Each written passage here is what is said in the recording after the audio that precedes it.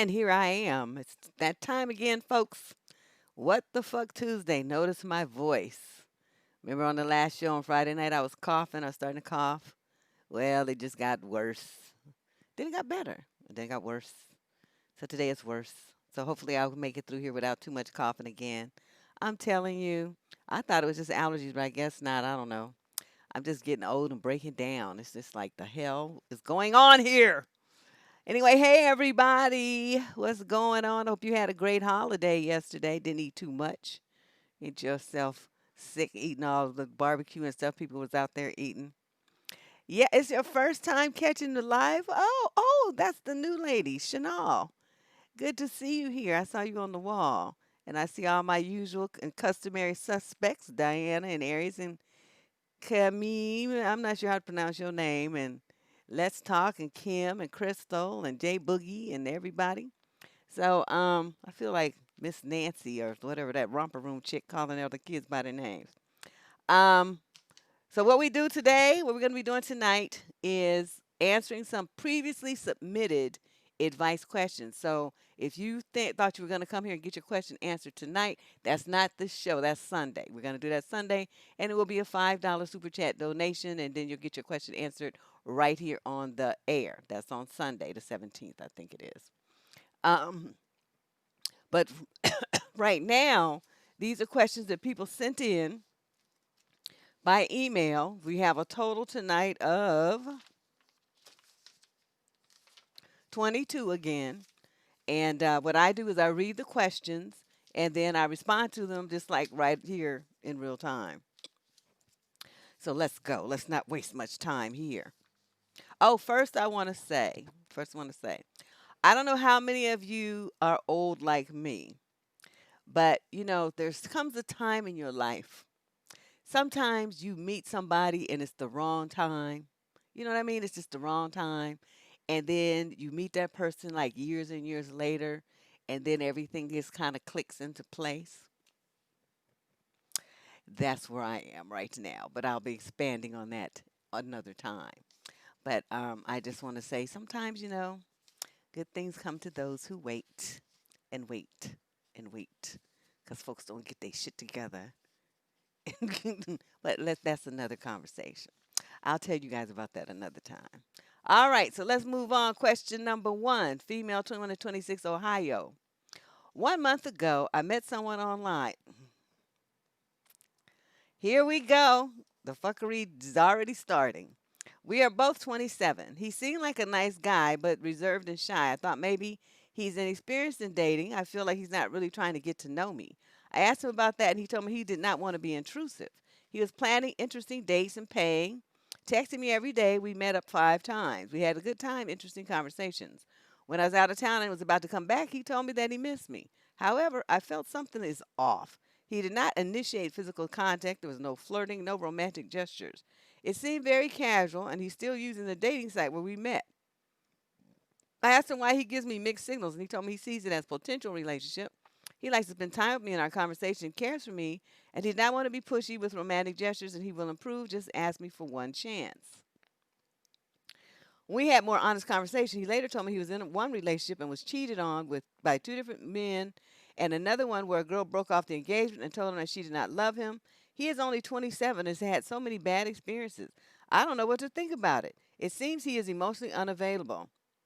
Should I give him a chance or keep wasting my time? Well, there's your answer. I am not even sure why he told me about these past experiences. He told you because that's what people do when they're trying to, let somebody know where they're coming from. You let people know about your past, your family, your past relationships, and how you come to the space where you are. I mean, that's just part of a normal conversation of getting a new relationship off the ground. Now, when people dwell on it and that's all they want to talk about, well, then that's another issue. But, you have that kind of revealing conversation about your past and your hurts and your joys and what you liked, what you didn't like, and, all this stuff. That's a normal part of conversation. I don't understand why you don't understand that part.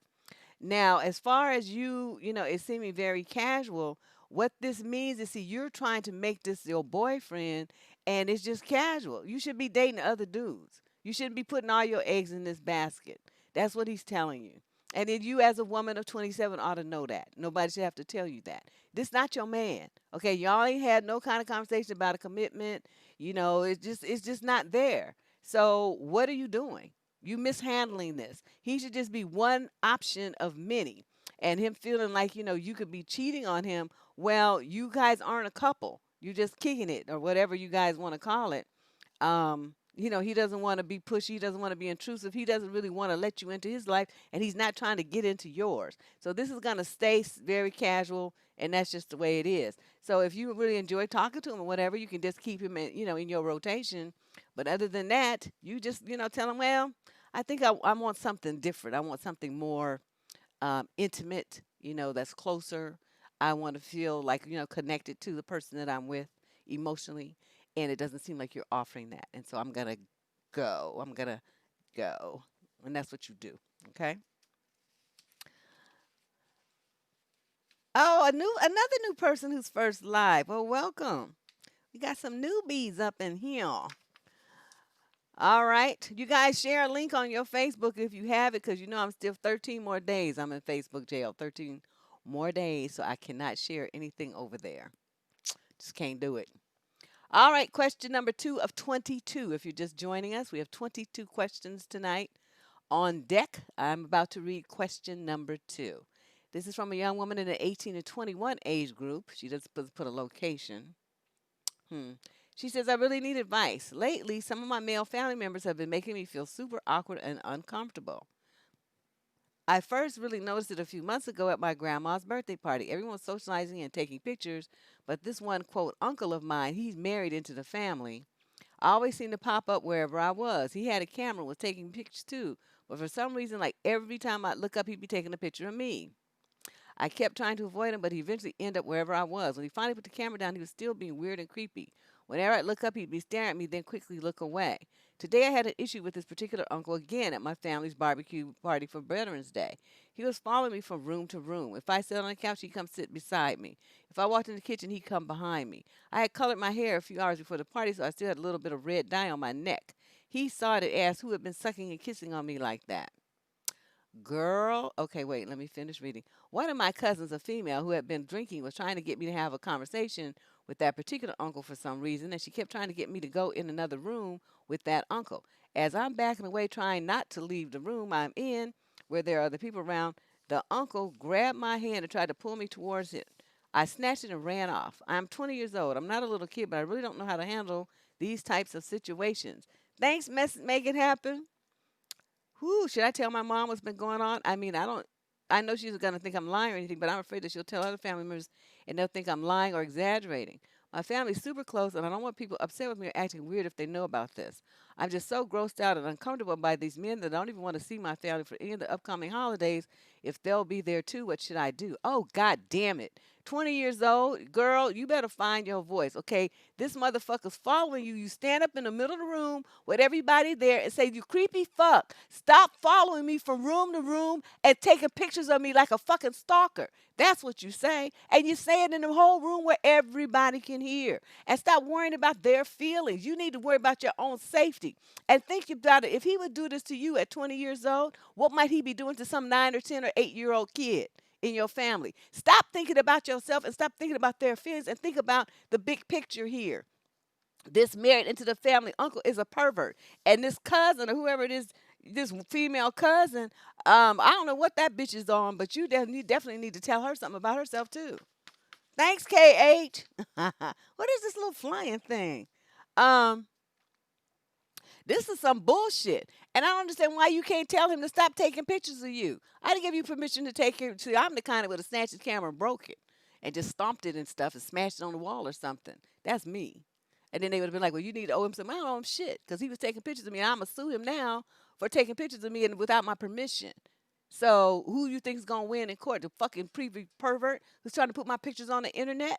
Or take him home and jack off to him? That's what he's trying to do. So I don't know why I mean, I'm glad you wrote to me, but you're 20 years old. You got to get better at speaking up and putting up boundaries and setting, some kind of limits with people and not running from room to room. And definitely start by telling your mother because maybe she can run interference better than you can. Because this is some bullshit. That creepy uncle, ooh.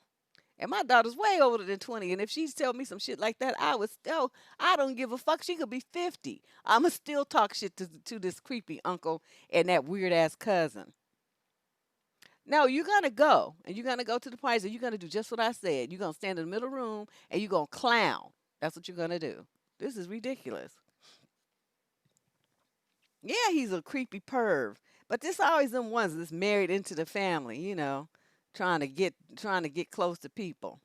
The little fucking freak. And trying to coerce this girl to go into a room with his fucking ass by herself. Psh, I don't know. I can't even think of all the different ways that I would act a fool. I don't know, start screaming, yelling, just act hysterical. Stop following me! Stop following me! You fucking freak! You freak! You freak! You just following me, stalking me through the whole party, following me from room to room, room to room, taking pictures of me everywhere. I would, something along those lines. So, question number 3. This woman, 21 to 26, says, this is painful to open up about, but I really would appreciate some perspective and validation. Hmm. Don't come to me for validation. You might not get it, but let's see.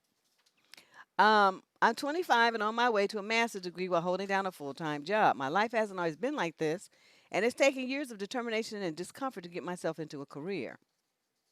Anyway, my mom has not had the same type of life. She's had 2 abusive partners and 5 kids. She's been telling me that she's trying to, quote, get on her feet since I was 7 or 8. When I was 14, we lost our house and started doubling up with different family members or moving to places for brief periods of time. My mom has always struggled with staying employed. She is known by my siblings and I to spontaneously quit her job without a plan. For the past few years, she has frequently quit and asked to stay with me, my aunt, or my sister. A month ago, I finally got my own apartment and was also feeling healthy enough to stop 7 years of therapy. Last Monday, my mom called at around 7 p.m. asking to come over. When she arrived 2 hours late, she told me that she had quit her job and needed a place to stay. I let her stay for a week, but I had frequent outbursts about how I wish she would get her life together and find a place of her own. How much I hate not having privacy and feel like she sets a bad example. This morning, I told her she can never stay with me again and is ruining our relationship. My mom has many good qualities, and I want to be loving and supportive toward her, but how do I do that after what's happened? You don't. Just a grown ass woman. And she just still trying to live like a teenager. Or worse. I mean, like she's just a hobosexual in reverse because she's a woman. Yeah, she dusty. Dusty as hell. You got a dusty mama. This is sad.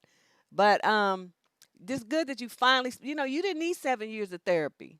You could have had one session with me, and I would have got your ass straight. All you have to do is tell that silly bitch that's your mama, because you don't get to pick who your mama is. Tell her, do not call me for nothing. Okay, you fucked up my childhood, dragging me from hither and yon, and having kids that you know you couldn't afford, quitting jobs on the spur of the moment, like you got some kind of like what you call a trust fund or some shit. And so don't ask me for nothing. You ain't staying with me. I'm not giving you no money. I'm not giving you a ride. Just forget you even know me. We'll talk on the phone and when I call you. Other than that, my people will contact your people. So just stay away from me. That's what you have to tell her. It doesn't matter that she's your mother. She's dusty as hell. And that's all you have to do. And see, you could have saved yourself all them thousands of dollars and all them thousands of hours wasted in 7 years of therapy. All you had to do is tell her, hell no, bitch, that shit ain't happening. And then you would have been fine. But you up there worried, oh my God, it's my mother. What am I going to do? Oh. And when people worry about somebody else's feelings more than they worry about their own, they always end up in therapy for years and years. Because you just can't seem to separate yourself, make some, firm boundaries with people. Well, but she can still get one. There's a lot of jobs available because, you got all them people that got degrees and stuff, still need service workers. Okay, because somebody that's got a PhD is not gonna be working in no restaurants bussing tables. That's not gonna happen. So you need people that don't have those advanced degrees that are willing to do the artistic, creative, and service-oriented jobs. Even if they go to some kind of training school like plumber, electrician, whatever. I mean, we need those people too. We need auto mechanics. Are you feeling me? So, just because your child doesn't have a college degree does not mean that your child cannot be extremely successful financially and socially. So, kind of, caution people, don't think that's the only way that your child can get by in this world. That is so not true at all. And what makes a man and a woman more successful is grit, determination, way more than so than education or intellect even. They have to be determined. And when we have somebody who's determined to be a success, that's what's going to happen. And so, this lady just determined to be a dusty bomb. And so that's what happened. But she trying to drag her daughter into the mess. No, you got to tell her we ain't doing that, chick. That's all you got to do. We're on question number 4 of 22. For those of you who just wandered in, this is What the Fuck Tuesday. We do live relationship advice. I read the questions, I give the answers. Sometimes they are crazy answers, but I still give them. Okay, this is woman 30 to 36 from Brooklyn. I am a fellow subscriber. Recently, I have discovered a client of mine who buys my cheesecakes, likes me. He's an old school dusty who, while nice as a person, is extremely easy to manipulate. He has hot dog rolls on the back of his head, and his waist sounds like a squeaky toy. This is only made worse when I dress up in tight jeans and ankle boots. My question is, he asked me out on a date. I don't want to be seen with him, and I've been trying to get him to give me the money, but he insists on a date. I have ghosted him for about 2 months, and I don't feel bad about it. I just want him to give me the money and go on the dusty trail he belongs to. The cost of the meal is roughly $250. What lie should I tell him? Or do you think I can get him to send me the money in installments? I will block his number as soon as I get an answer. Guess what? I don't answer these kind of bullshit ass questions. Question number 5. Female, 26 to 29, Biloxi, Mississippi. My boyfriend and I have been dating for 7 months. We have fun, we are together, and enjoy doing many of the same things.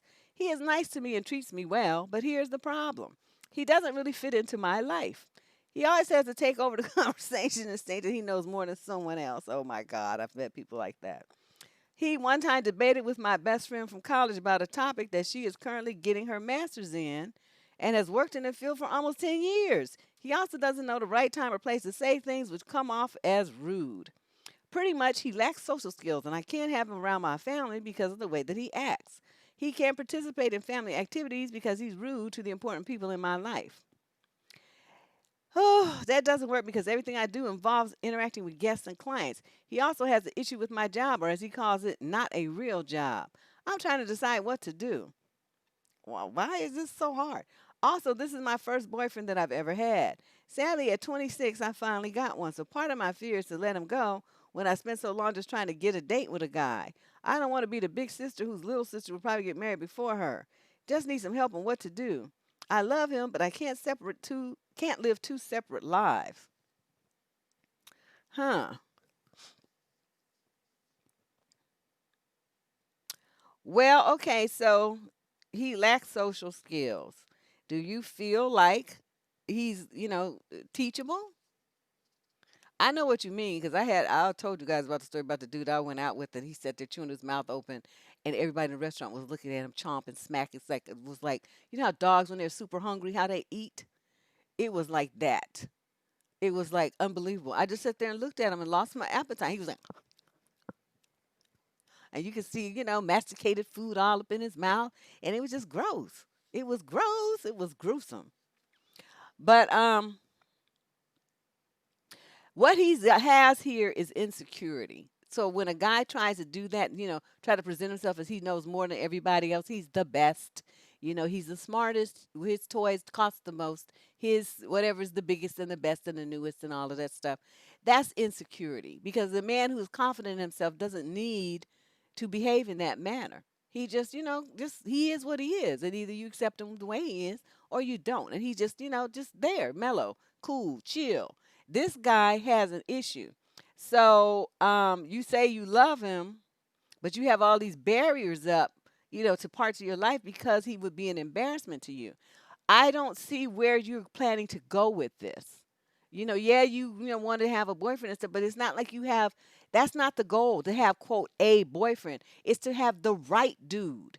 Okay, you could be. I mean, it's better to be single than it is just align yourself with somebody who's a knucklehead just so you won't be alone. That's like some pick me kind of behavior. That's not. We don't do that here. So what you need to do is break up with this guy and just tell him that you feel like you guys are going in different directions. Get a man that you can go someplace with and introduce to your family and friends and be proud of because he fits in. He knows how to talk to people. He has table manners. He doesn't like sit there picking his teeth with his fingernails, stuff like that. just call country and bumpkinish. You don't want that. And so, that's the thing about first. First, first are good. First, it's just that. It's the first. Don't mean it's the last. Don't mean it's the best. And don't mean it's the only. And that's where you're getting stuck. You are confusing first with those other words. And this is just the first. Okay. So kick him to the curb and move on, with somebody else that's got better sense that fits you better. Because this guy isn't it. Okay. Question number 6. Oh, this looks long. My friends, there are 6 of us, have known each other for 15 years now. One of our friends is transgender. I wouldn't mention it, but it's pertinent to the story. Okay. I'll call him Dave. We all love Dave to death. He transitioned years ago and it's never been an issue. He's just Dave. Well, 2 nights ago, Dave came over to smoke and watch TV.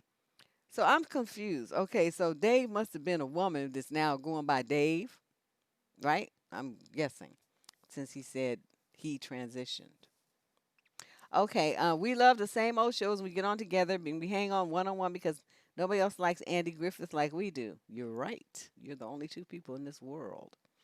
We hung out for about 3 hours and then he left. But when he left, he was acting kind of weird. Like he wouldn't look at me when I said bye and just kind of walked off in a rush.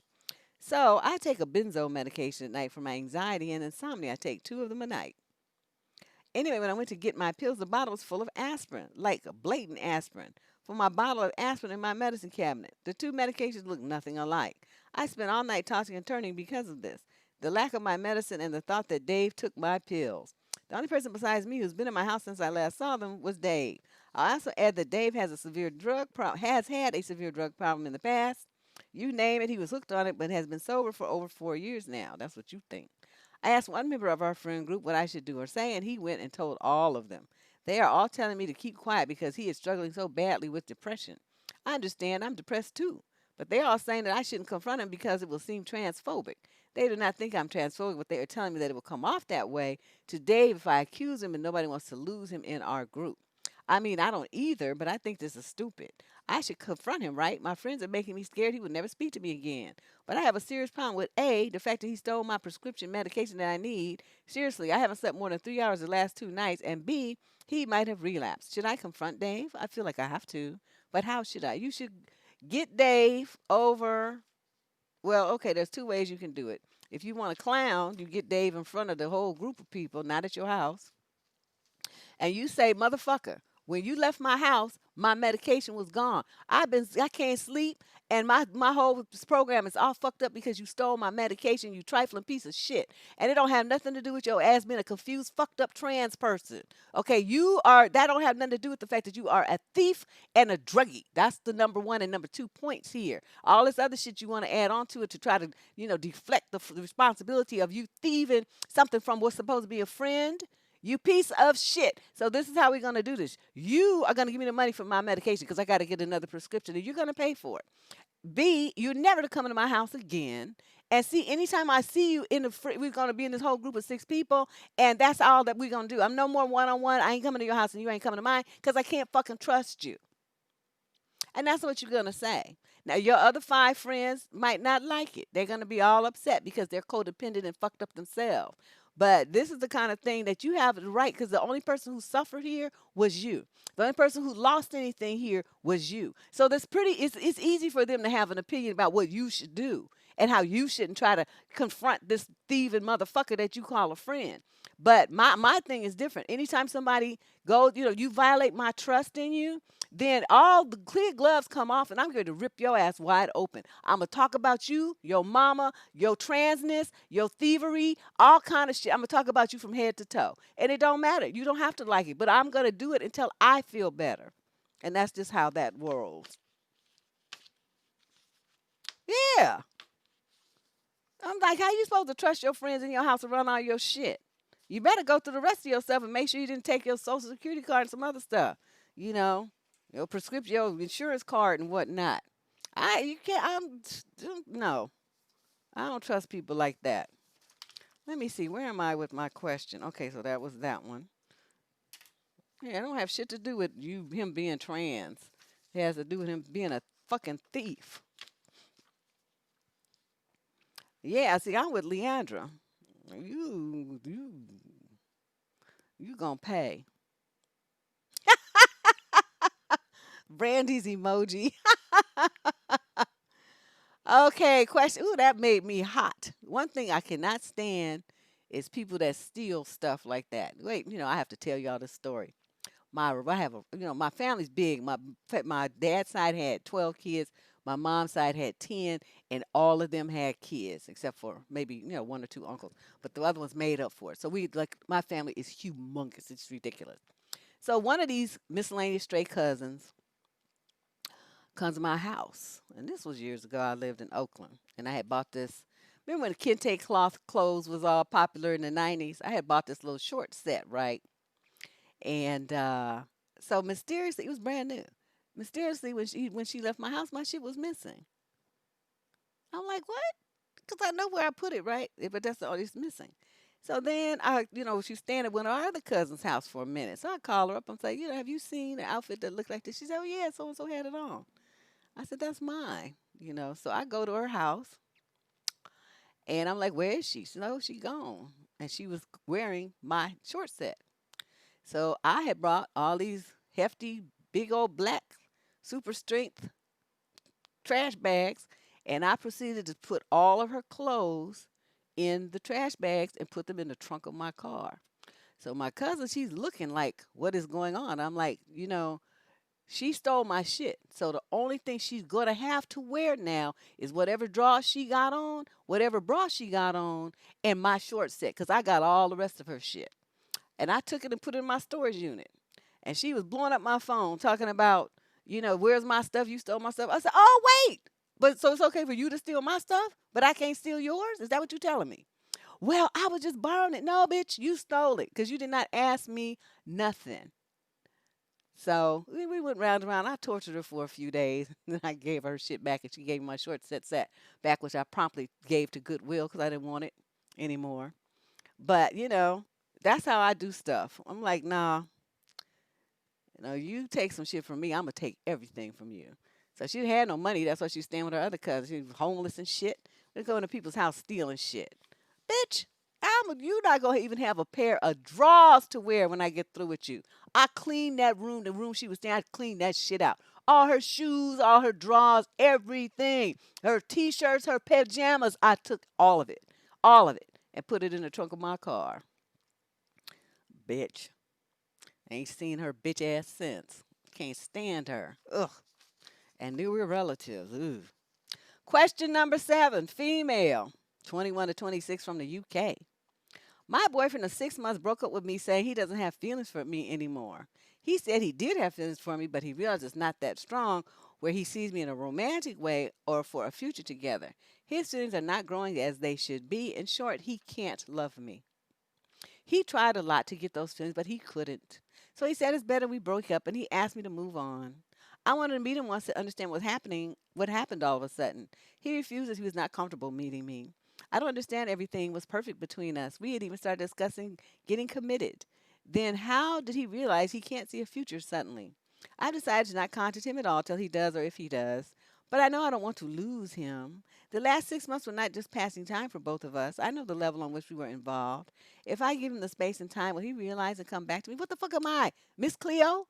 I'm not good. This is the wrong thing to write for this, kind of stuff. I don't do that. I give relationship advice, and this is crystal clear. Actually, I don't need no crystal ball to see what's in your future. You stupid. That's what's in your future. More stupidity, unless you get a clue.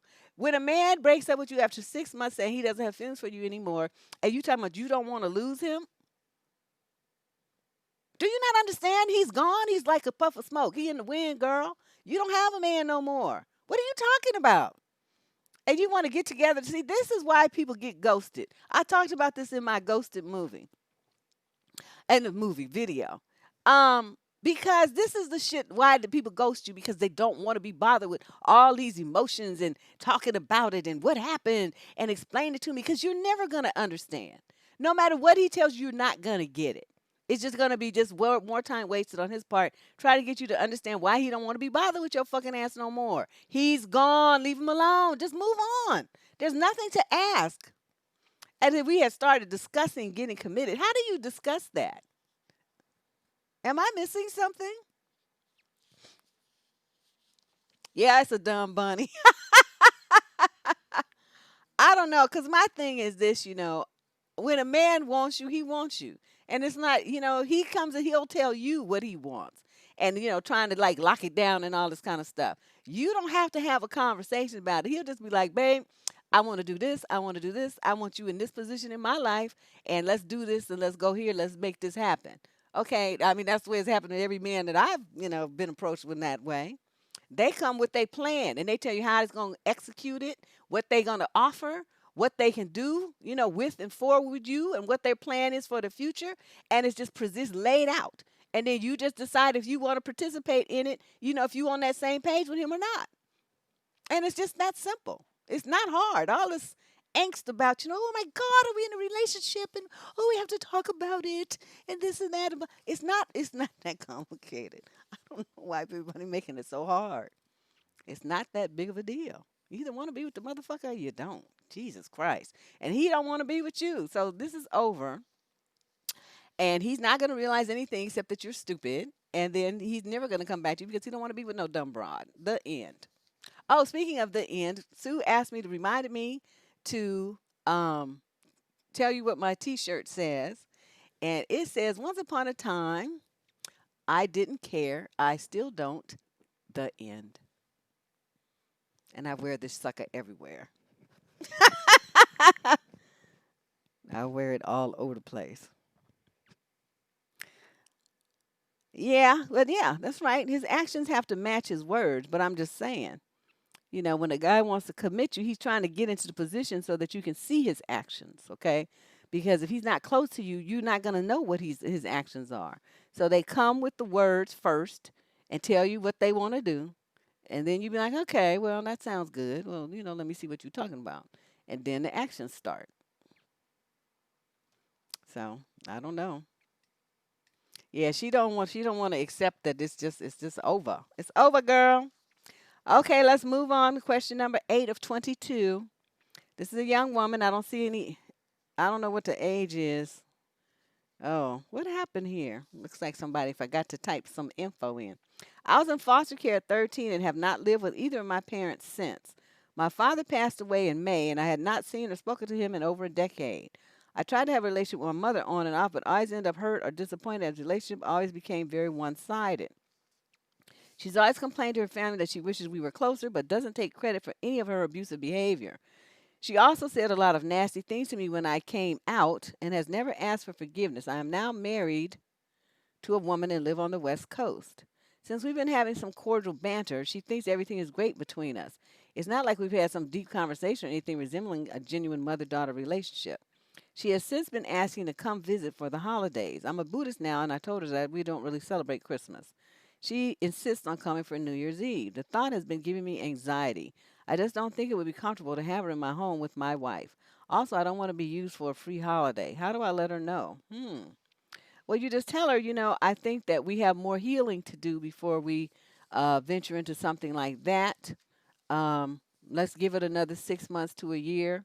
Let's meet up sometime during the summer months, and we'll come to you, or I'll come to you. I don't want to, involve my partner in it. I just want it. I think since our relationship has been so fractured that we need time, just the two of us together, to get things back on an even keel. And once that happens, then we can involve other, third parties in our relationship. But right now, I don't feel comfortable with that. So no, you're not coming on New Year's Eve, and we'll make arrangements to do something this summer. And let's have some more conversations and things in the interim. That's what you do because your house. You decide who comes up in there. Nobody else. So you don't have to have her up in there if you don't want her to. And she's a big girl. She knows how to say no. I mean, she understands what no means. And I think if she try to show up anyway, then you just don't let her in. I'm a good one for that. I will sit there and let you ring that doorbell till your finger turn into a nub, and I will never open the door because you didn't weren't invited, or I specifically told you not to come to my house. And here you are. So you just gonna stay on the other side of that door until you get a fucking clue. That's just the way it is. So that's my suggestion. Question number 8. Oh, I'm sorry. That was question number 8. Now we're moving on to question number 9. Let me pick these things up. I'm terrible. Once I lay them down, I get all confused. Okay, question number 9 of 22. That's where we are, ladies. Everybody just walking in here right now. This is from a woman, 30 to 36, is out of San Diego. I've been seeing this guy. He's 38 and I'm 35 for 5 months now. And we have had great communication for the most part. We have discussed past relationships, what didn't work. No problem. But he will also bring up details that I don't want to know quite often. He'll talk about how cute a woman was, dates they went on, romantic things he did. Idiot. He's even brought up cuddling with exes, an image I could do without honestly, and I told him that. I asked him if he's done this or that activity, been to this place or that, all with the idea of doing something with him in the future, and he'll answer, yes, I have been there and done that with an ex. For example, I asked if he's ever been to Arizona because he loves hiking and photography, so I'm considering a trip with him there for his birthday. His answer is yes, on a road trip with a girlfriend. When he first brought up past relationship like this, it was a normal little ouch feeling I got over right away because normally it's not a big deal. We all have past, and it's normal to mention the ex here or there. Maybe feel a pang of jealousy once in a while, but move on. But he was doing it so often that I pointed it out once or twice and he said he stopped. But he hasn't. Now I'm feeling really upset when it happens. Like it would be irrational to feel this way over something so small if it was a one time thing, but it's constant. Today I brought up visiting a nearby botanical garden, and of course he says he's been there years back, and they are beautiful, and that he went with a girlfriend. I've been mad all day, like breakup angry. How do I address this without sounding like an insecure 5 months? Okay, insecure possessive, jealous control freak. Am I one? I just want to get excited to do future things with my new boyfriend without the picture of him and some other woman already occupying that space. I totally get it. I also feel like his entire past is tied up with other women. He has no memories or experiences as an individual, and that bothers me too. It makes me feel like he's a relationship junkie and I'm just next in line. Well, then get rid of his ass. First of all, I just hate that. I hate that when they keep talking about. I done told y'all, if they keep talking about some bitch, that means they're thinking about some bitch. And it's like if you in my face, or you in the car with me, we on a date, we in the bed, wherever we are, and you start talking to me about some other bitch, I'm gonna hurt your feelings. I'm gonna start talking about some niggas that I fucked. Okay, now we gonna be. You like to dish this shit out? Let's see how you handle it. That's the way I do it. We're not gonna get mad. I'm gonna get even. So you think this is the way that we need to come to, as they say in the hood, conversate? Well, then let's do that because this is a thing. This is a time when, ladies, this is a time when you let the man lead. Okay, this is where he's leading down a path of stupidity. So you just follow him and you be stupid too. And usually with dudes, they have to feel that kind of pain. They're good at dishing it out and talking shit to you and just like trying to act like they're so oblivious to the fact that it's hurting your feelings until you hurt theirs. Then they get a whole new fucking understanding. I ain't not gonna sit there and talk to me about all these damn bitches. I don't fucking feel like hearing all that. I don't want to hear it. And I would have just told him that. Don't nobody give a fuck about them bitches that you've been fucking in the past, motherfucker. What is wrong with you? Talk about me. Talk about here and now. I don't want to hear it. So anytime I ask you a question, if it relates to some bitch, then just leave that part out. Just say, yes, I went there. That's all I need to know. That's all I asked you. I didn't ask you who you went with and when and where and how much fun you had and all that old stuff. I didn't ask you that. These dudes be giving me just, ugh. Yeah, you have to. Because for some reason, I just don't know. I don't know. Men, they want to dish it out, but they can't take it. And my thing is, just like you don't want to hear about some other dick running up in me, why you think I want to hear about where you ran your shit up? Why do I need to know all that? How's that helping build a relationship between the two of us? Bitches that you fucked, bitches that tried to get at you, all this kind of stuff. I don't want to hear it. It's irrelevant to what's going on between the two of us. And all that does is, just piss me off. And then I start thinking you stupid or something and I don't want to be bothered. Yeah, they do. Voluntarily, totally. Just like bring it up and just in conversations you have nothing to do with it. They want to try to circle around and bring up some bitch and talk about her in the conversation. I'd be like, oof, I'm sick of that. So that's what I would do. And it doesn't work. Don't worry about sounding like an insecure, possessive, jealous, control freak. Just put up some boundaries. That's all this is. It's like, look, it's great that you had those experiences and that you had all them bitches and you fucked all them hoes. That's wonderful. I'm glad. I'm so proud of you for doing that. Yay, Hercules, Hercules. But what does that have to do with what's going on right here, right now? That's what you need to think about. Because if you keep on this path, then the next time you do that shit, I'm going to start talking about the dicks I fucked, the dicks I sucked, all kind of shit. And it's going to hurt your fucking feelings. Now, if that's the way you want to handle this, that's where we're going to go. But if you don't want to hear all of that, then you need to make a very cognizant effort to keep your goddamn mouth shut. That's what you need to do. These men be getting on my damn nerves. Mm-mm-mm. I don't want to hear all that. Everybody know ain't nobody no damn virgin around here, but that don't mean you want to be, having it thrown in your face over and over. Yeah, I don't do all that. Just get on my goddamn nerves. Well, I'm glad people are giving to the super chat. This is the cussing fund. So, $2, $5, $10, whatever you can spare. Because once I get started, there will be no ads on here, and I've already gone there several times. So, whatever you can spare, just make your little donation. Huh, Lady Boss? Those are called my cussing tips.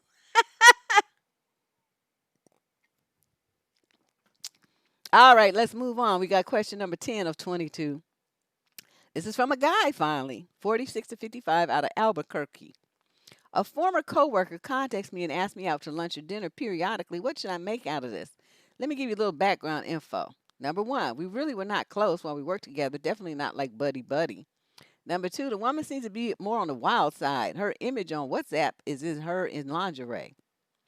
Number three, I faintly remember that she is married with no children, but I'm not sure and I don't know her current status. And number four, she WhatsApps me about every 3 to 4 months. And it's always her initiating the contact. I never contacted her. Conversation starts with how are things lately, etc. And always end up going to lunch or dinner. Out of courtesy, I always oblige. Over the meal, we don't seem to have any exciting conversation, just small chit chats. Nothing else after the meal. Number five, I don't count myself as attractive. I'm 51. This young lady is about 35. I'm confused about this friendship and persistent attention. I want to ask, but it would seem I am assuming things. Well, just say no. I mean, what's the point of all of this? You're sitting there, you don't even have shit to talk about. You're not interested and you're not a friend. What? Why? What? When she calls the next time, say no. Just say no, thank you. You know, I don't really want to do that. But she's probably just lonely. Who knows what's going on with her marriage or in her life? I mean, obviously she felt some kind of, connection to you. You've met people like that, that you just like to talk to them and just they have good energy and you just like to be around them. But it doesn't mean that you have really any. Thank you. Thanks to the cussing fun. That's what I'm talking about. It doesn't mean that you have any, serious romantic interest in them. But you just, you're just nice, just nice to be around. Just enjoy that. Yeah, but they're coworkers, but she's married, so she don't qualify to be a sugar baby. Thank you. Oh, somebody, okay, HM, honey, honey. Yes, please stop doing that. Oh my God. Please stop doing that. I'm glad okay, you were meant to come here then. You know how they say there's no accidents? A new name, and he wandered in just in time to hear what he needed to hear. Yes, please don't do that. You just, you're going to open up Pandora's box. Plus, it just hurts her feelings. Be nice to your lady. All right, you guys. Thank you for the super chats. Once again, everybody who's been donating to my cussing fund, I appreciate it greatly. All right, let's move on. Question number 11. This is the halfway mark. This is a female 21 to 26 out of Southern California. My boyfriend has randomly started to check my personal messages, and when I tried to discuss it with him, he kicked me out of the apartment. Dad, we've been together for almost 2 years. I'm a very communicative person, therefore I interact with a lot. I interact a lot with everyone around me. On the other hand, my boyfriend is a bit socially awkward, so I tried to include him in my circles. We didn't have major fights during this period until the last months when he started with some minor observations about the fact that I have a lot of people that I keep in touch with. Back then, I didn't think that this is something bad that I should take into consideration because it had been said in a jokey way. Later, things got a bit more serious with him asking for my accounts in order to see what I'm talking about with people. What? I refused to give him that, so he started to randomly snatch my phone and read them himself. 2 days ago, we had a discussion. I told him peaceably that I don't find it normal for him to do that, not because I have something to hide, but because it's my personal life, and I'm allowed to have one, even though I am in a relationship. He then had an outburst and yelled that he doesn't talk to so many people and that it bothers him the fact that I do, and he wants to see what possibly can be in these conversations. As I refused to let him read my messages, he kicked me out of his apartment. We live separately, and we haven't talked since. I have to mention I keep in touch with old friends, university colleagues, and people that I worked with in the past and the present doing volunteering, and I've also been like this a long time before we had this relationship. Also, I never ignored him in order to talk to someone else. I'm trying to understand, am I to blame for this whole situation? No, he just met somebody who's a fucking dusty. And, because he wants to live like some kind of under the bridge troll where he's the only person in his life or you're the only person in his life, and he has like no association, he's not cordial or friendly, nobody wants to invite him nowhere, he don't have nobody jokes and laughs with him and stuff like that, then that's him. I mean, that has nothing to do with you. But my brother's like that. I'm like, I'm kind of more quiet. I like just a few people in my social circle. I talk to y'all online and stuff, but I'm talking about, like that I hang out with and go to lunch with and stuff like that. It's like five people, maybe four, pretty really. And but my brother, oh my God, when I go out to DC and go to his house, we be ripping and I be exhausted. We rip and run. We go to this person's house, that person's house, this party, this event, this political dinner. His life is a constant buzz, and people are coming in and out the house, coming. Oh my God, and when every time I leave his house, I'm exhausted. I have to come home and rest from my vacation. He just is just a social butterfly, and everybody in Washington D.C. knows him. So it's like, we can't go nowhere without him, knowing people, meeting people, he running into people that he knows. And so I understand kind of, what the boyfriend is feeling. So I'm kind of in the middle though. I have some socialization. I so know how to socialize, and I would never snatch anybody's phone. He just went over the top with that move. So you've been together for around 2 years. I feel like it's time for this shit show to end, and for you to understand that you guys are incompatible on a very basic level, which is the way that you are, your social life, your emotional intelligence. You're way up here, and he's way down here somewhere, and so you two just um, don't match.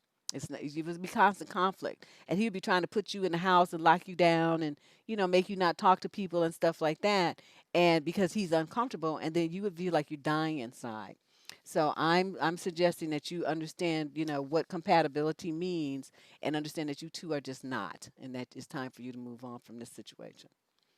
And you don't have to be mad, like he's all mad and stuff, just like, but I tell you what, if you go more than 4 or 5 days without talking to somebody who's supposed to be your man, really three, but I'm just going to be nice and say 4 or 5, and you don't hear from that motherfucker, you already broke up. So it's not no formal, conversation is required. That's not normal. And you all in love with somebody, you should be hearing from her every damn day. Some kind of way. So I don't know. This sounds crazy. You're a total loner? Yeah, I'm a weird one. I mean, like I don't like a lot of people, face to face in my life. But I'm social when I go out someplace. I'm very social. I'll talk to everybody. But do I want to go to all them different places? No, not like my brother. He just want to go everywhere and be everywhere and know everybody and do everything. I'd be like, look, I'm tired. I just want to sit down and watch Netflix or read a book. That's me. Okay, question number 12, female, 30 to 36 out of London. I don't know what to do. I am so disappointed with online dating. Didn't I tell you to stay off them damn swipey things? This has been my main pool of finding men lately, as I am 32 and I don't know any single men that would like to be involved romantically with. The men I've met the past 7 months seems that they all lied about their intentions towards me, and I might also have been attached/involved without me knowing. Oh, one might have. I'm sorry. The last guy I was involved with didn't seem to have time to date me or want to date me. He is a single dad, and when I told him it doesn't seem like he wants to go out with me because he was canceling lately, and in general, in 6 months, I only saw him 6 times, he got very ticked off. I told him I wouldn't bother him again in terms of asking him out. It's very bad to ask and receive rejection or him asking me and receive cancellations. I then tried to ask why he holds a grudge, as I just said what I felt, and it was the truth, and he said, "Don't be silly. I don't hold a grudge. I just have a lot going on right now." I said, I understand, is also quite busy, and otherwise I'm good, but after this, he didn't contact me again. Good. I met two guys afterwards. One seemed decent. We went on 2 days. He told me out of the blue that he was really sad as things were going really positive, but he had applied for a job outside of London and didn't think much about it. He received a call to start, so he had to move outside of London. It was once in a lifetime opportunity, and we waved goodbye. No warning about this or anything that indicated he wanted to move out of the city. Oh, I'll tell you about that in a minute. I then met someone who we clicked and it seemed over enthusiastic about me. He was talking future from the first date. He asked to meet the day after the first date again, but I was not feeling well as I have sometimes low iron spells. I explained that and he seemed to laugh my situation off. He asked to come to my house and then he mentioned kissing me, etc. And I said it's a bit too early for all of that. On the first date, he said he wanted to get to know me organically and he wanted to meet me this week. After that, he changed 180 degrees with one word answers. I asked to meet him Wednesday. He said yes and the time, and when Wednesday came, nothing. No word. All three guys are single dads. The first one with a 5-year-old kid and the other two with grown children. I don't know what the hell is going on and why I keep meeting these people. This has caused me a great deal of anxiety and distress because I don't know if it's just bad luck or where I'm wrong in any of this. Can you help me? Yes, don't date single dads. The end. That's one thing. I mean, that's what they have in common, right? So they always have a built-in excuse why they got to shrug you off or, do whatever. I mean, if this is the common denominator, we get to the last three situations you had. I mean, what else do you want from me? I just see the patterns real quick. You don't do well with single dads, so just leave them alone. Get a guy who's as single and free as you are. Then number two, this thing about they have this job outside of name. That's game. Let me tell you how that goes. Um, because I've done this myself in the past. Okay, you see, somebody and they just a little bit too much. They want too much, right? And you don't really want them like that, but they just keep fucking calling you, even though you told them already you're not interested, right? You don't want to deal with them, this and that. So magically, you create this job opportunity or a parent, sick parent. I mean, something that's going to take you to some other country, some other continent, some other city that's too far away, is geographically undesirable. You have to create this, this tale, and so then that's the only way that they leave you alone because they feel like, well, they're not really rejecting me. They blame it on the fact that you got this job opportunity, this sick parent, this whatever happened. They blame it on that, so that gets them out of their feelings. So then they don't stalk you and stuff. That's how you do that. That's just a common game. Then the fact that he didn't mention it. Why are you on a single site trying to date somebody in this area? Your fucking ass know you leaving. I'm just what I'm saying. Come on now, you should have been able to figure that out yourself without me even having to tell you. That's just game. It's all of his game. But y'all, you got to, you know, I don't know. Man, I don't know why they lie so much. Just stop lying. Just be for real for 5 minutes. Jesus Christ. Yes, the end. The Okay, question number 13. Oops, my phone. Female 21 to 26 out of Milwaukee. So I told my boyfriend that I'm going to grad school and he blew up on me asking me what is that going to do for me in life and saying y'all love that white man's education. Whoa. Basically asked me when do I plan on owning a home, etc. He lives with his mother. I was really hurt because as my boyfriend, I expect him to support me, especially with something to do with my education. I'm starting to think he's jealous because he can't go back to school right now because every chance he gets, he boasts and brags about his associate's degree. Then once I said I would love to go back to school, I told him I don't need any negativity in my life because I'm focused on bettering myself, and I hung up on him and blocked him. Did I overreact? He's very negative. Every time I bring it up, he sucks his teeth, looks the other way, and says, "You already know how I feel about that school shit." Then he mocks me and smiles and says, "But that's supposed to better your future, right?" He also said, "I'm going to go to school and find someone new." Okay, well, you already blocked him, so that's over. And my thing is this: when you only 21 to 26, and you got a boyfriend that's trying to slow your roll, your rise to stardom, you don't need dead weight. And you're right. If you have a man who truly is in your corner, he's gonna be like, okay, well, that's gonna mean a change for us. Let's sit down and figure out, what the change, what this change is gonna mean, and how we're gonna make this work. If he's really, into you and a relationship with you, he wants you to be a superstar. And instead of him trying to keep you down, he's gonna get himself in focus and get his shit together so that he can keep up with you. That's how men who have intelligence handle themselves. They trying to better. They want you to be better, and they gonna be better right along with you. So everybody coming up, okay? He's not gonna try to hold you down and hold you back to make himself feel better about his lacking. Now he living with his mama, and he asks you when you plan on owning a home, motherfucker. When you moving out from your mama, getting an apartment, you don't even have that, and you trying to brag on me about owning something? What? See, no.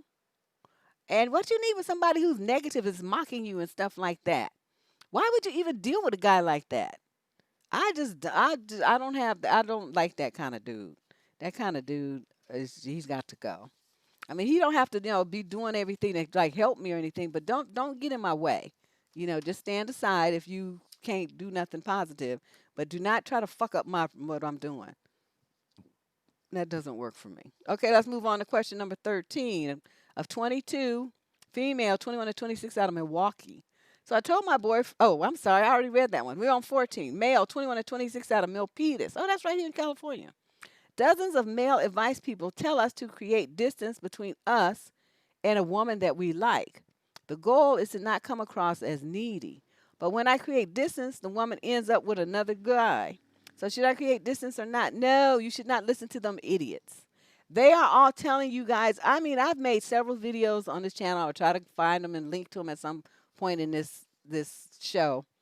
Um, about their misperceptions of women.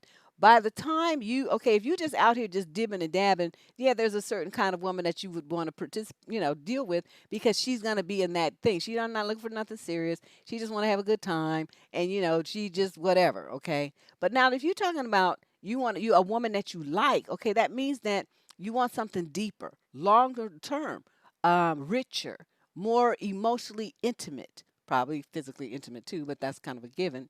But them talking about, you can't come across as needy and this and that. I'm gonna tell you, there's a fine line there. Yes, if you like bomb the woman 20 calls a day and all this stuff, she's gonna be kind of tripped out.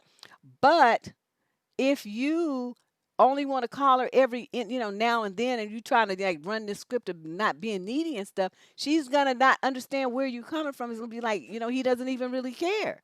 I'm just like an option. He's not really giving me any attention. He's not focused on me. He doesn't even miss me. He doesn't think about me. Nothing. Why am I here? That's what this creating distance shit does. And that's why she goes over there with somebody else. She goes with the dude who asked her out, who wants to see her, who wants to call and talk to her, who wants to be in her face, who wants to hold her hand, who thinks that she's cute, who tells her that, and all of that kind of stuff. Well, you over there trying to run a script that you read about on some stupid ass website. So no, you don't create distance. If you want that woman, you better close all distance. You close every distance that there is so that the only man she sees is you. That's what you fucking do. You guys are stupid. You know what I mean? Well, I mean, yeah. I mean, but if she's in his face, like, okay, he's trying to be in her face, and she's, yes, she wants to be around him and this as much as she can. People have different job situations come up, so it might not happen all the time. But the desire is there and it is expressed, and he does everything he can to make that happen. He is trying to be in her face. He is trying to be in her space. If that's you want your face right here, dude. You don't want all the space so she can see all Joe and Harry and Harold and Tom and all of them over there, trying to get her there too. That's what you're doing by standing on the sidelines, giving her all the space. That's not how you handle a relationship with a woman you're trying to get with. Exactly. Just stupid. Just stupid. And it's like, where are these daddies? How come they're not telling their sons this kind of stuff? You like the woman, you better get in her face. That's all I'm going to tell you. Okay, I hope I make myself understood. That you guys listen to these people create distance and that. Just, create interest. And they have all these little terms. It's real interesting, all the bullshit that they teach. And these little white boys be paying thousands of dollars for that shit. It's just fucking amazing. All the money they pay to try to learn how to talk to women and do all this stuff. All you have to do is what I told you. You like the girl, tell the girl you like her, and then be there for her. Okay? Don't talk shit to her. Don't be abusive and mean to her. If you like her, tell her that you like her. If you want to be with her, let her know. Okay? And how hard is that? Man the fuck up. That's what you have to do. And it's not always going to work out. Okay? Take that L like a G and just keep it moving. Go and find somebody else. That's how you do it. All this whining and bitching and crying and shit they do on the line, it's just so, ugh. It just makes you just want to just stab them. Because it's like, how can you be a man and you whine and stuff like a fucking bitch? I can't stand that shit. Oh, there goes. Okay. Yeah. Thanks, Michelle. I'm just saying. I mean, why is it so hard? All these guys, and they sit there, man, and they be all like cowering in fear. I don't know what to say to her. I need to create interest like I learned from these pickup artists. I have to do this. And they have like all these little games and tricks and shit. They be telling these dudes to this stuff to do. And I'm like, do you know how to have a conversation? Do you know how to talk to somebody? Okay, women, you talk to women just like you do with guys, just conversation. Okay, just hello, how are you? What's going on over here? What'd you do today? Where's the last place you went on vacation? I'm thinking about going such and such. What do you recommend? I'm kind of thinking I need to go someplace tropical. Do you have any suggestions? I mean, okay, I'm just sitting here coming up with this conversation. I could talk somebody to death. That's really my thing. But I'm just like, wow, this is just so sad. It's really sad. The art of macking. Yeah, that's girl. Please, but you know what? Delete that, lady boss, because we don't be promoting that motherfucker up in my chats. So delete that comment that she just made, and I'm gonna beep my shit out too. All right, question number 15. Hold on a second. Um, Female, 21 to 26 in the UK. Hi, Deb. We matched on Tinder. Romantic, I know. He was messaging me on Tinder, then asked for my phone number. I gave him my number, and he was like, "Call me if I want to talk to you." No, call me. I want to talk to you. I called him and we chatted for ages. We ended up video chatting on the same night. And he told me he likes me and can see something developing. I bet he did. Anyway, I didn't hear anything from him for a couple of days. See? No. Inconsistent. That's the thing that bothers me the most. So I messaged him. He messaged me back asking me how I am, etc. His messages have gotten extremely flirty and he wanted to come around to my me place, she says. I have said no multiple times as I want to be taken on a date first. He said fine, but I don't see the problem as I'm gonna be your boyfriend. He then went on to say he really likes me, doesn't want to fling. He wants the whole package. He has been texting me a bit today, but he asked me to come around again, and I said no. He's been online and have not seen or responded to my WhatsApp. I'm so confused right now. Help! This a booty hound. I don't know what you talking about. Why you think it's anything else? He's just trying to get to your house so he can fuck you. I mean, luckily you had enough sense to say no. But what you need to do is go on WhatsApp or whatever other website you found his ass on and block him and move on. He ain't about shit. All he want to do is come over and fuck. That's it. That's it, and that's all. So, yeah, and you have to see. My thing is, if I say no or I say stop, I say I don't want to do that. I don't like that. I'm gonna say that shit exactly one time. Okay, do you need, what kind of way you need this to be delivered so that you understand it? Asking me over and over and over and over again when I already told you no, that's gonna get you cussed down, and then you get blocked. Yeah, I've never done the swipey thing, but that's what I keep on hearing, Sue, is that um, it's all about that's all, people just there for hookups. So I have no need to go on Tinder because I'm not trying to live that lifestyle. I don't want to be bothered. He's not even a con on his game is weak. You know what I mean? Talking all that shit. Well, this is what I want. I want this and that. I mean, I guess it was working on her to a certain point, but not enough to make her let him come over. So she ain't that dumb. Question number 16. This young lady is 26 to 29. She's also from London. Hi, Deb. So I started dating an amazing new guy this year. We met in July, dated a few months, and things have been wonderful. We decided to put the relationship tag on it in early October after dating for 3 months. I really like him. He is massively on my wavelength, and honestly, I'm so head over heels in love. Oh, he says and does all the right things. I cannot recall a time I felt like this in a long time. Overall, the relationship is great, but he has mentioned his ex on a fair few occasions. I have as well. I think it's important in any new relationship to know what went wrong before. Exactly. That's what I was saying earlier. However, as the relationship has grown and become more solid, he has been talking about wanting to reconcile with his ex. What? What? As they were great friends before the quote relationship. I insert quotation marks around relationship here because he says it was a messy situation in which they were both single and they never officially tagged anything, and that it just got very messy over a course of 2 years. Okay, so you've been dating in a few months, October November. So that's just only been last month. Okay, I'm trying to keep these dates straight. The adult in me says, great. If you're mature enough to go be friends, go for it. However, he has mentioned a few times how this relationship really messed him up. Just 6 weeks ago, he would not even say this ex's name. I don't think he can be friends with this person as long as he is harboring those feelings. I'm friends with a few exes, but it took a long time before we became platonic friends, and the relationship is entirely different to what we had previous to or during our relationship. But I feel uneasy. If he is as happy with me as he says he is, then why does he want to go and try to claw back the remnants of a friendship with someone he claims hurt him so much? I have stressed that the friendship will never be the same and that he should be aware that things will absolutely not go back to how they were. And will certainly not tolerate them staying over at each other's house. My boyfriend says he misses the gaming nights and the platonic aspects of their relationship. Not happening, and I will walk immediately if it comes to that. Am I overreacting and overanalyzing this? I have had situations in the past repeatedly where I have been told that, no, we are just friends, only to find that this was certainly not the case. I don't get that vibe from the boyfriend. I have been told by a lot of his friends that he is absolutely infatuated with me, but right now that's not calming my anxiety. I wouldn't give a fuck. This is when you would sit down with that little stupid motherfucker and say, look here, let me tell you how this is going to go. You want me in your life? Then you're going to get rid of her. It's going to be one or the other. It's not going to be both of us. You are not going to be looking behind you at some trash that dogs you out and hurts you and talking about you want to get back with it and be friends with it again. Are you out of your rabbit ass mind? What kind of fucking shit do you think this is? What kind of bullshit do you think I'm gonna be putting up with to stay here in a situation with you while you go run around chasing after this bitch? You out your fucking mind. That's what I would tell him. We don't know that, Crystal. We don't go by what we think. We go by what's in the letter. That's what we do here.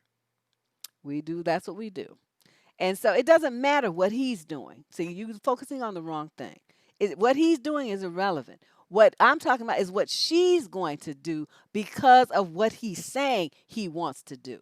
That's where her power is. She has no power over what he does, what he says, how he says it, where he says it, whether he says it to the left, to the right, where he says it, whether he's sitting down, standing up. She doesn't have any power over that. What she has, her power is limited to her response to this bullshit. And that is all I'm focusing on as an advice columnist is giving her the tools to handle this situation.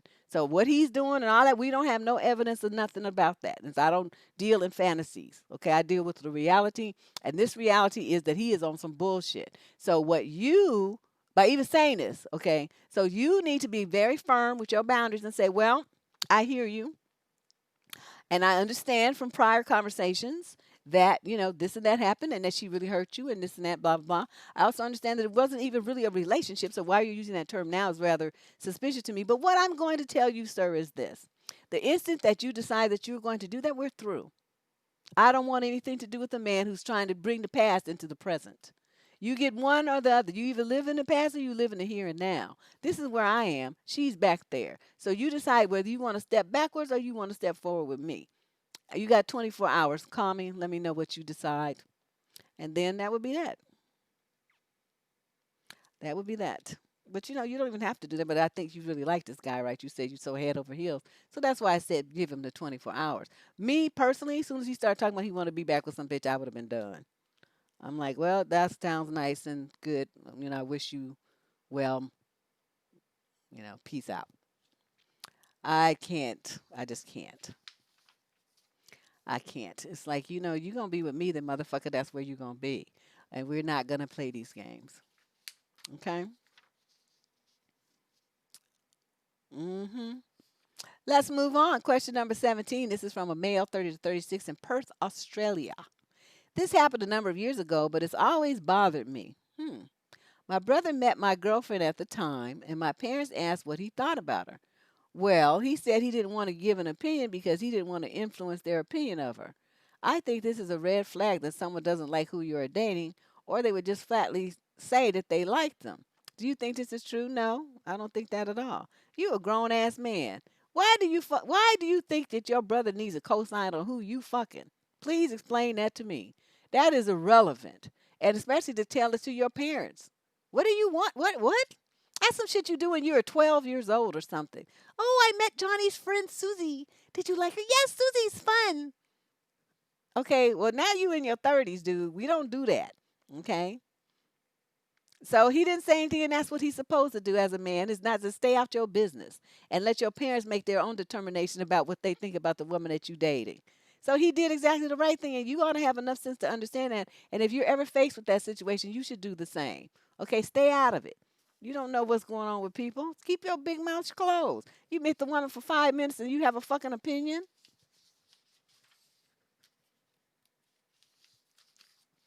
Oh my God. Question number 18. This young lady's 26 to 29, age group, out of Austin. I have a life and I have a lot of things to do. I guess people find me boring because I'm introverted and everything that comes with that personality type. I really want love and a mature relationship, the whole package. But something is wrong. I need to figure out, is it me or do I choose the wrong guys? Guys I've been with didn't give me enough attention. I wasn't their priority. I was hoping if I could give it some time and be independent, things would work out for the better, but they didn't. I felt like I received small amounts of love or attention. When I find myself in such relationships, I start looking for the attention from other guys to feel validated. I have low self esteem. I sabotage a relationship that way. I guess that wouldn't be happening if I was in a healthy relationship where my partner focused enough on me. I'm not getting any younger and I feel lonely. I stay in bad relationships because I really have no better options. It really doesn't matter anyway because I'm 1 foot out the door and the guys I date aren't invested anyway. Well, that's a good point there. So if I meet someone new, it feels like I'm single enough, even though I'm technically taken. It's not like guys are lining up to date me. Also, I'm shy and I don't approach guys. I try to settle since a little love is better than none. Okay. I don't know. Should I change myself? In what way and how? I fail at being more confident because it's just not who I am. I feel so fake and it's exhausting. How should I attract the right guy? I only attract those who put themselves first. Why?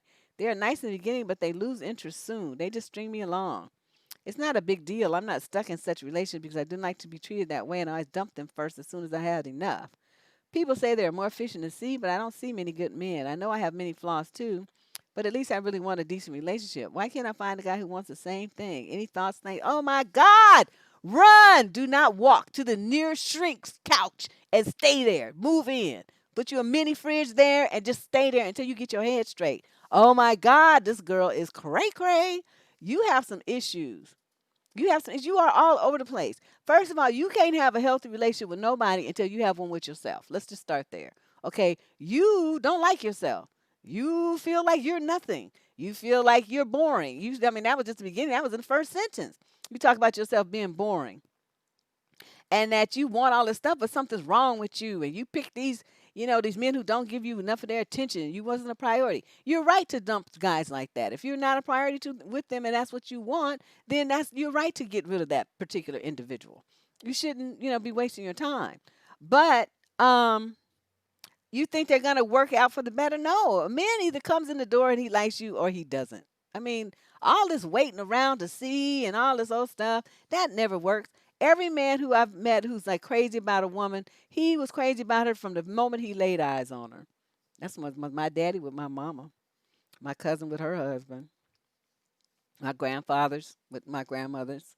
The instant they saw him, they just knew. They just felt it in their bones, and she was the one, and that was that. So this all this waiting around that y'all be doing and all this stuff. Um, it's just, you're just wasting your time. The dude, you too young for this. You only in 26 to 29 age group.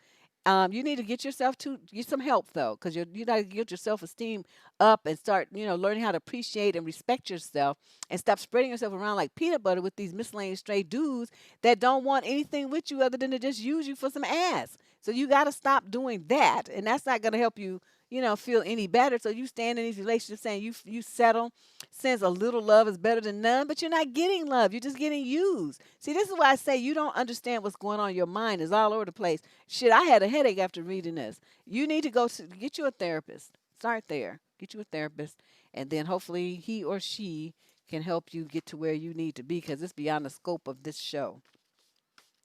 Well, it's beyond thirsty narcissism. It's not thirst. She's got extremely low self esteem and she is lonely, and because she doesn't value herself and think that she's a good person and a good mate, she just settles for anything. So it's not like thirsty is different. That's the like pursuing it. She's just settling. The guys come to her and she's just like, oh, okay, well, no, you don't really meet my standards and everything, but any love is better than no love. So yes, I'll just be with you. It's a completely different mindset.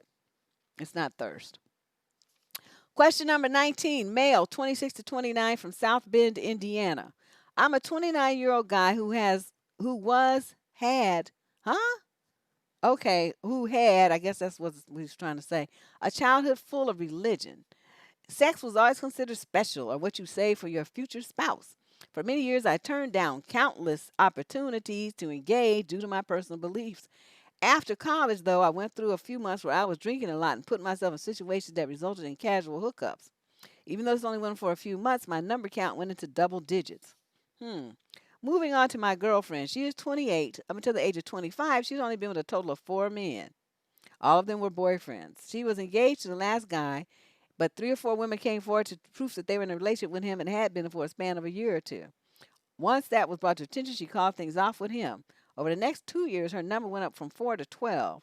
There's a total of 1 year prior to meeting me that she did not date anyone. Okay, why would he know all of that? Okay, young ladies, just like I told the men, you don't be talking about all your exes. She was just doing the absolute fucking most. Okay, so we met, we discussed our views. She replied her number was considered low. She was beat down from that relationship. Um, she does seem to be ashamed of it. Now, before you bash me and say that I'm a hypocrite, please know that I'm aware of that and I'm not looking for negative feedback. Ha! Too late. You should have wrote me then because you're going to get some. I'm typically a very rational person. I'm not trying to judge her. Motherfucker, stop lying. I believe that each of us are capable of choosing to do what we want with our own body. I don't judge others who are sexually active in the slightest. I just think I have an issue when it's my own partner. Ironically, I don't prefer a virgin either. I think its reasonable partner count is 5 to 8. But for some reason, when it hits double digit, my mind twists and thinks to itself, is she too easy? Oh. He says he doesn't believe he's jealous or insecure. He's been successful in his career. I've never been concerned about competition. I'm not jealous about her past boyfriends. It's simply the high number that bothers me. I know that my number is higher than hers, which should eliminate me being upset, but unfortunately, that just isn't cutting it for me, he says. I regretfully think how high my number is, and then I think of how she's right behind me, and it grosses me out. At first, I felt relieved when I heard her number because so many in this generation have slept with 20 and 30 plus men by the time they're in their late 20s. I've read studies in the past that mention a woman is statistically at a higher chance of infidelity if they have a high partner count. And he says, I wants me to know that he didn't ask her about her past. She brought it up and disclosed the number by choice. And when he offered to discuss his with her, she said she preferred not to know. Okay. This letter's so full of shit. Okay, first of all, let me go back 3 pages of bullshit. Um, First of all, this dude is stupid. Okay, you 30, almost damn near 30 years old, and you sitting up there trying to judge what some almost 30-year-old woman did and worrying about a number count. Okay, that's like the epitome of retardation. Number 2, women. Women, stop fucking talking about who you fucked before you got with your new dude.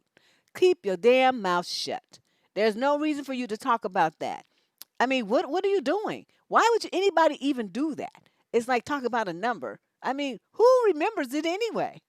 Like you keeping track? You keep a diary or something? You have an abacus you over there, putting the beads to the side to keep track? I mean, what are you doing? Exactly, it's judging. He's being very judgmental, very condemning, and talking about he got what is the term he used? He gets grossed out. Is that what I read? Yeah, it grosses him out when he thinks her number of 12 and his is 14, and he grosses him out. What I would suggest to her is that she leave him alone because he's stupid, and that she needs to learn in the future to keep her big fucking mouth closed. You don't need to be talking about what other men you fucked. What the hell? Who does that? What's wrong with you women?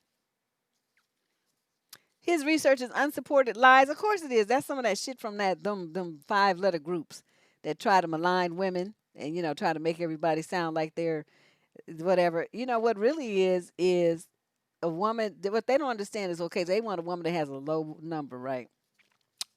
Whatever their idea of low is. Okay, so this woman doesn't have much experience, so she thinks, oh well, whatever's happening here. Must be good. This must be it. That's what they want. Because he might have, something like this and not really know what he's doing in the last 33 seconds. And she thinks that's all it is to it because she don't have no other experience. That's why they are so concerned about a woman who's had other lovers. So, and if she's had other lovers and she knows what it's supposed to feel like and what's supposed to happen and how she's supposed to feel at the end of the session, and you ain't making that magic happen, well, then that's why they're afraid of women having, other lovers. That's all it is. There's insecurity about their ability to put it down. So, the statistic, there's this made up statistic about, well, women who have had a lot of lovers are more likely to cheat. No, that's not true. Because what she has is the basis for comparison. It's the woman who doesn't have much experience who's going to be more likely to cheat because she wants to have the experience. She's like, well, this it? Is this all there is? Why do all these women talk about how good it is? It's not that good at my house. I must be missing something. And off she goes to experience it herself. And you would have done that to yourself by being stupid and thinking that you're supposed to have a woman with a low count so that you feel better about your micro penis and your lack of stamina in the bed. That's all I can say. And that's the real. That's how it is. Because every woman who gets out like that and they experience some real dick, they be like, oh, hell no, I'm leaving this motherfucker. He been torturing me and making me go to bed all frustrated and shit, wake up all frustrated. My teeth, I'm gritting, my skin broken out and stuff. And I'm not getting no action. He ain't putting it down. I need to leave him. And then that's why they get a divorce. They don't understand it. Yeah, he did. That's what they do, though. So I like, when the guys are confident.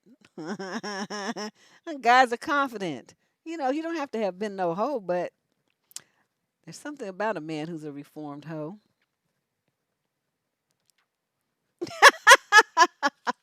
All right, let's move on. Question number 20.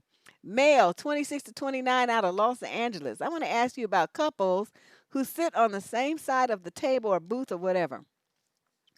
Couples who sit on the same side. Sometimes I do this, sometimes I don't. I never thought much about it, and neither did the person I was with, my date, girlfriend, etc. But recently it's come to my attention that this is a pet peeve for some people. My question is why? It is? Is this considered a PDA? Sometimes it just feels more intimate. Just curious how other people view this. Probably won't change my mind about it, though. For the record, I just mean sitting on the same side, not necessarily making out or physical stuff like that, which I don't do. I see. Okay, well, if it's a table, this is just my personal thing. If it's a table, usually it's two people on a date, right? So you're sitting across from each other.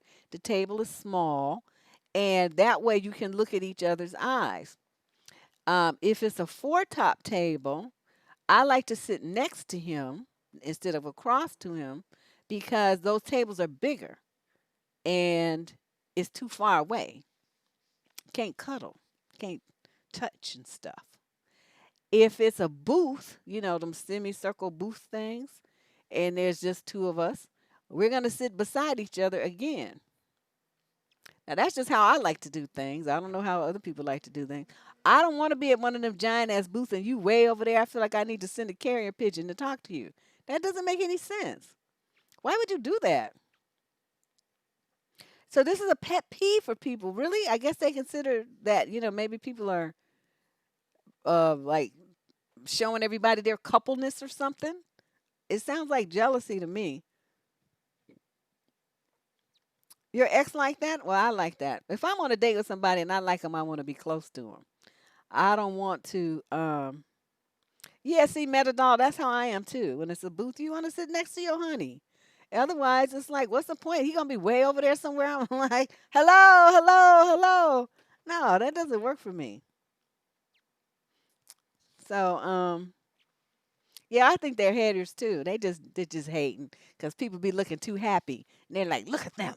Look at them. They're smiling and laughing and having a good time and touching each other and being romantic.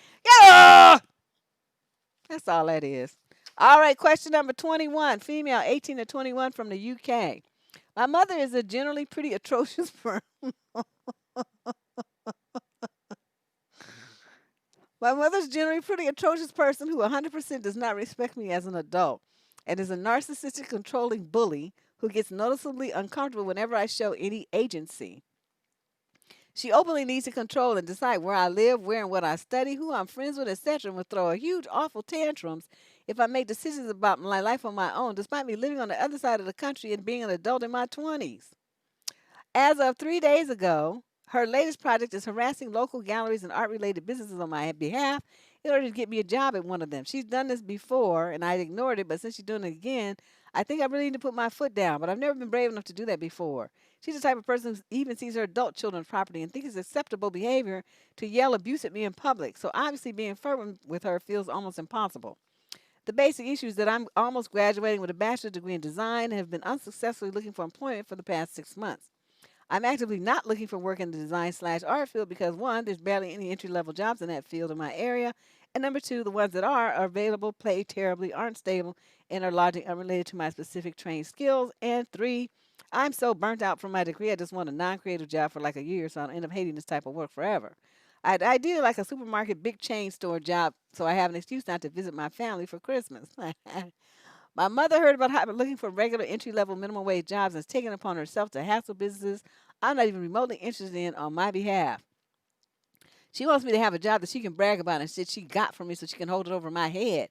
But her excuses are that she's worried that if I don't get an unrealistically glamorous art related job right up out of tertiary, then I will never ever have one, which is obviously bullshit. She's also obviously looking for unpaid internships for me, which is completely defeating the point of me having a job. I can't pay my rent on experience, LMAO. I also don't want her being connected to my place of work at all because you absolutely use it as another point of control. I'm strongly considering going no contact, or at least for a while, but I also want to be brave enough to try and force some boundaries before I go no contact for periods before that it hasn't actually changed much. I don't want her to think she can keep getting away with things like this. I don't know what to do, what to say, because she absolutely disregards my opinions and needs in favor of what she wants. Basically, I need advice on how to tell her to fuck off. Oh, you've come to the right place. So what you do is you say, "Look here, mama. I hope your mother's not giving you any money." Now, see, that's the one thing. You say you're an adult and this and that, but there's you see she sees you as her property or whatever. So, there's that question there. Is she helping you financially while you're in this period of unemployment? Because that is that's a question that was not addressed. And that might be one of the reasons why she feels like she has the right to do this because she's, helping support you. Okay, now if that's not the case and she's not paying any money, then what you need to do is tell her that you're an adult, that you want her to stop. You also need to tell her that it doesn't matter that she's doing all this stuff because any job, even if you did get an offer from some place that she tried to hook you up with, you would decline employment there. So let her know that she's wasting her time. So whether she finds it or not, you would never be working any place that she found, and that's just the way it's gonna be. Um, as far as wait, what's the second part? There was something else on this page I wanted to talk about. Um, looking for unpaid internships. I don't know what that's all about. Yeah, that's what I would tell her and tell her to stop it. Stop it right now because all she's doing is negatively impacting your relationship and making things difficult for the two of you. And tell her that, but you think that if she doesn't stop this, you're going to have to change your number and not talk to her because she's just doing too much. So we need to have a different, set some boundaries for how we're going to interact with each other. You're crossing all of them that I can ever even think of. I don't want to live like this. This is what I'm telling you, what I want you to do and how you want to relate to me. If you cannot do that, then I can't talk to you at all. And that's it. Then you just don't talk to her. You know, mother daughter relationships are very challenging.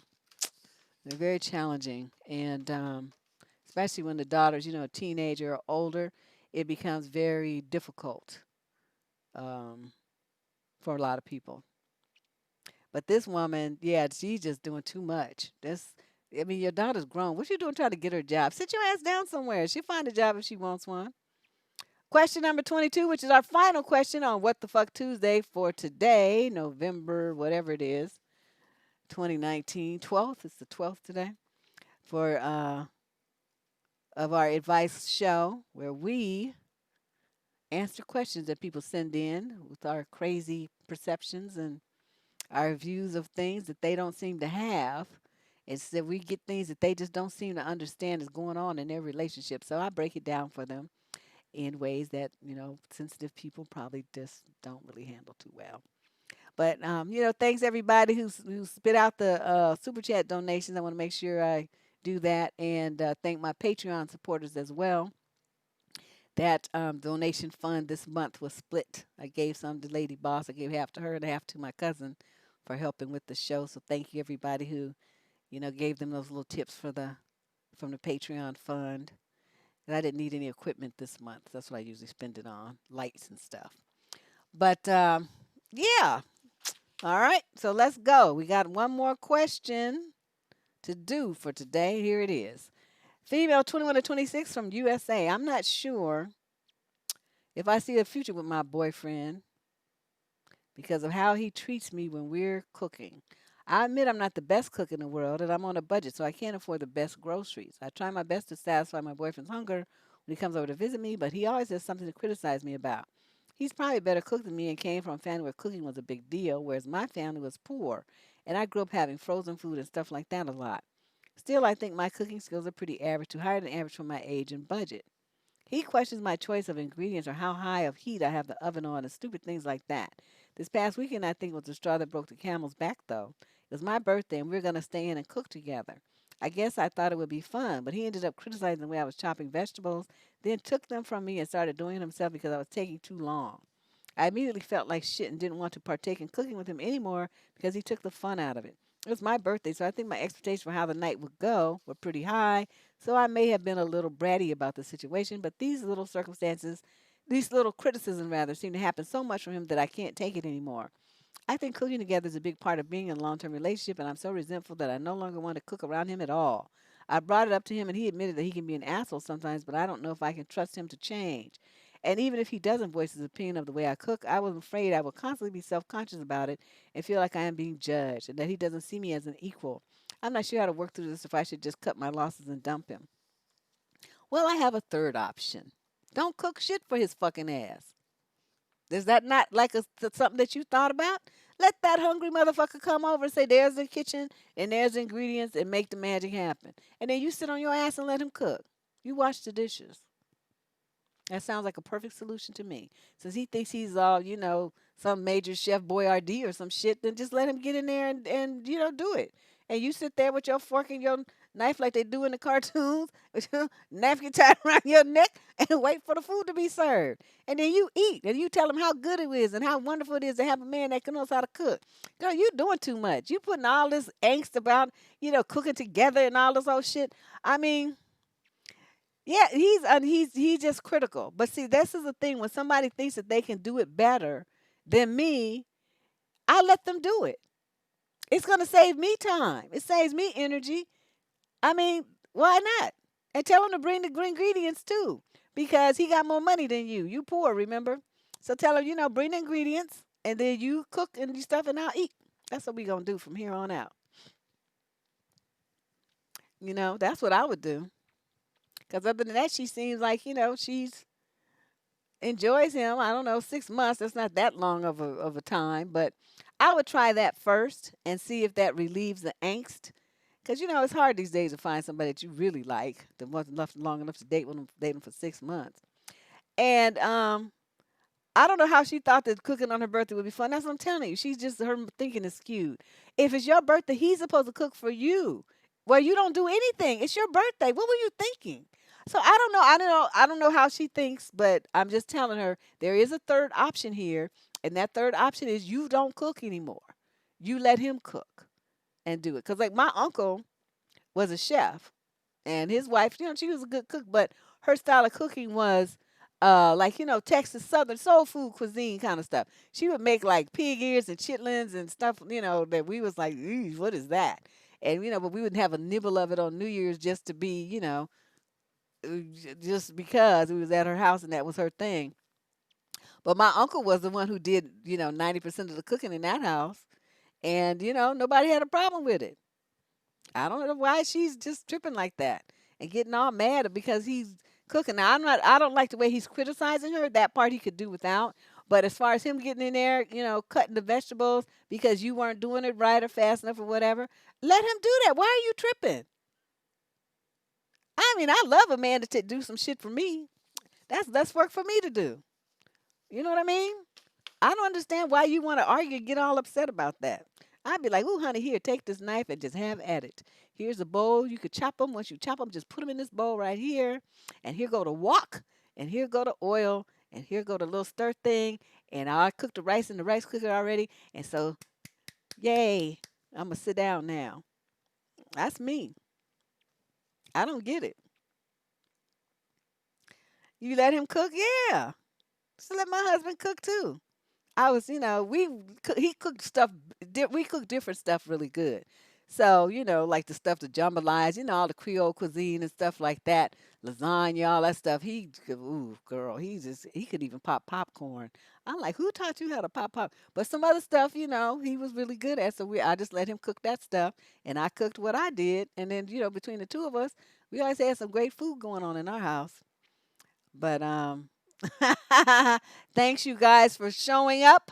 It was wonderful, and as usual, we only 6 minutes behind where we need to be. I hope that you can come through on Sunday. Sunday's another live stream with the $5 super chat donation. But basically, you make your super chat donation, and then you're going to be assigned a number. Okay. When your number is called, you're going to type your question into the chat. Do not type it earlier because it's going to scroll up and nobody's going to be able to see it. Okay. People kept doing that last time. And it's like, what the fuck are you doing? You asked that question 20 minutes ago. You know how far back in the chat stream that is? And they just didn't get it. So you don't type the question when you put your donation in. Okay. Wait until your number is called. Then you put your question in there. Then I can see it, right? Then I can answer it. That's how we're going to do it on Sunday. So bring your $5, $5, and I will answer your question right on the spot. The short question has to be short and sweet. If it's long like this shit that we was doing today, you need to send that in to the advice column for What the Fuck Tuesday. You can find the link down below in the show description page or up here. There's a thing that says Get Advice up at the top of the channel. You just click that same form. But other than that, this was a great time. Thanks you guys for showing up. Thank you for everybody again for the super chat donations. All my Patreon supporters for having my back. Lady Boss for being the queen as she is. And my usual audience members, everybody coming in to support me with their laughs and good time and thoughts and energy. I appreciate you all. This is Deb Cooper, survivingdating.com. I'll see you guys on Sunday. Oh, actually on Friday. I'll see you on Friday first. Bye-bye.